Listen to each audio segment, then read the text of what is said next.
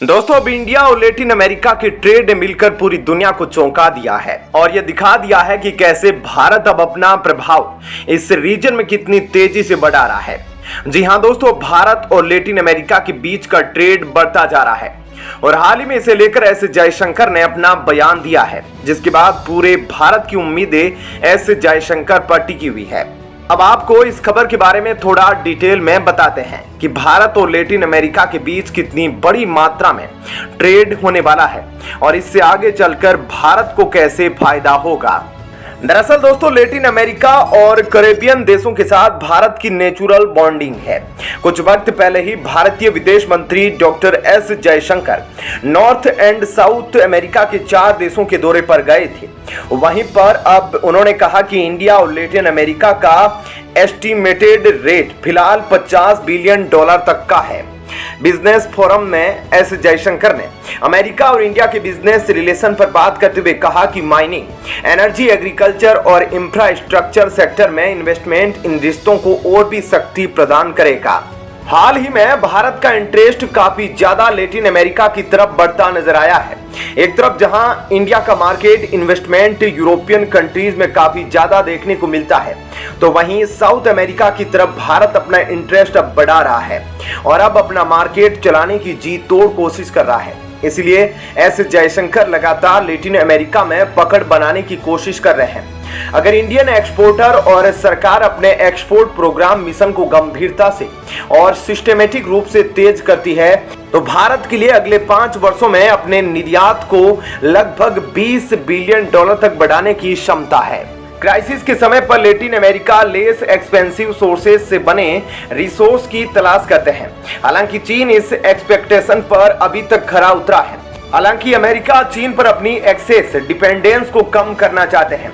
विशेष रूप से corona virus के बाद से चीन पर विश्वास की कमी बढ़ गई है। इसलिए अभी दुनिया के बाकी देशों की तरह लैटिन अमेरिका भारत को अपना सबसे ज्यादा विश्वसनीय दोस्त मानकर चल रहा है। यानी कि ये साफ है कि सिर्फ भारत ही नहीं बल्कि इस दोस्ती में और भी बिजनेस को बढ़ाने में लैटिन अमेरिका भी काफी ज्यादा इंटरेस्टेड है। लैटिन अमेरिका इंटरनेशनल ट्रेड के लिए गोल्डी लोक जोन में आता है। यह यूनाइटेड स्टेट्स ऑफ अमेरिका और यूरोप के सबसे ज्यादा कंट्रोल्ड मार्केट में से एक है, जहां कंपटीशन लेवल और प्रोडक्ट की क्वालिटी के स्टैंडर्ड काफी ऊंचे हैं।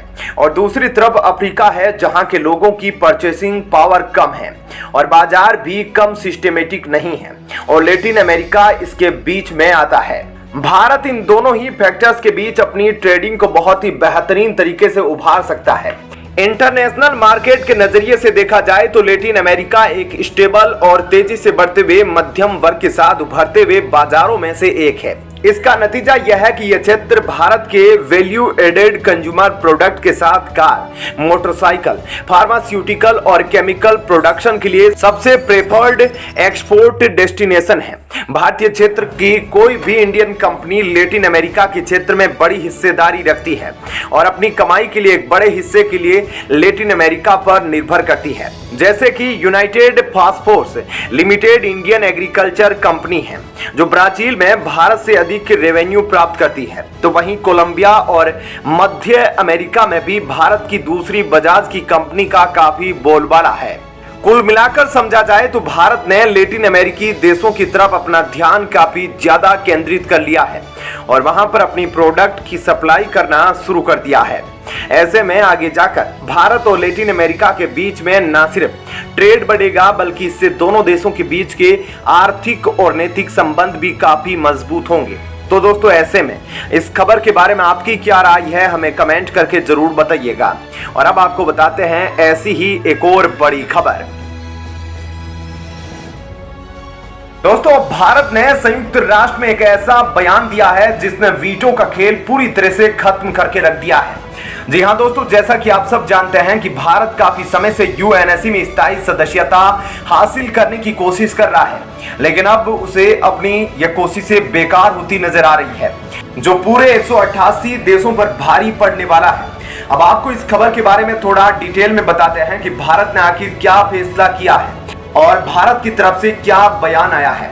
दरअसल दोस्तों, लेटेस्ट आर्टिकल से इस बात का खुलासा हुआ है कि अब संयुक्त राष्ट्र में बदलाव के मुद्दे को लेकर भारत के सब्र का बांध टूट चुका है।